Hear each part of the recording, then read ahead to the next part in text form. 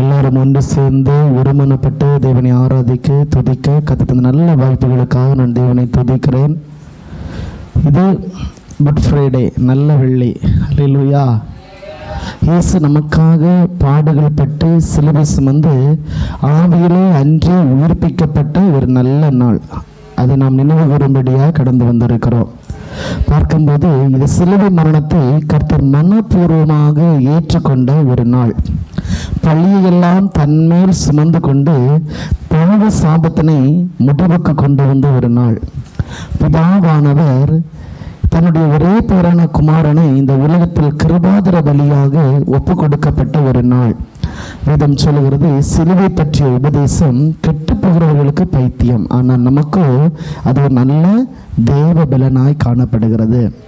அருமையான தேவ பிள்ளைகளை, இயேசுவை பார்க்கும்போது அவர் பாவம் அறியாதவர், பாவம் இல்லாதவர், அவர் பாவம் செய்யாதவர். அவர் ஆவியிலே பாவம் அறியாதவராய் காணப்பட்டார், ஆத்மாவிலே பாவம் இல்லாதவராய் காணப்பட்டார், சரீரத்திலே அவர் பாவம் செய்யாதவராய் காணப்பட்டார். எல்லாருடைய பிறப்பும் பாவத்தின் மூலமாய் வருகிறானால் இயேசுடைய பிறப்பும் அவருடைய இறப்பும் அவருடைய உயிர்த்த எல்லாவற்றிலும் பரிசுத்தம் மாத்திரமே காணப்பட்டது. சங்கீதக்காரன் சொல்லுகிறான், ஒரு நிலம் உழுவது போல இயேசு உழப்பட்டார். ஒரு நிலத்தை எப்படி உழவன் உழுகிறானோ அதே போல இயேசுடைய முதுகு உழப்பட்டது.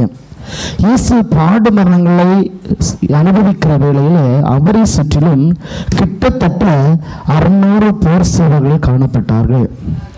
39 கசையடிகள், 40க்கு 1 குறைய 39 கசையடிகள் அவர் பட்டார். ஒரு கசையடிக்கு 9 காயங்கள் ஏற்படும். மொத்தம் அவருடைய சரீரத்தில் 381 தழும்புகள் மாத்திரம் காணப்பட்டது. அவருடைய உடம்பு முழுவதும் 381 தழும்புகள்.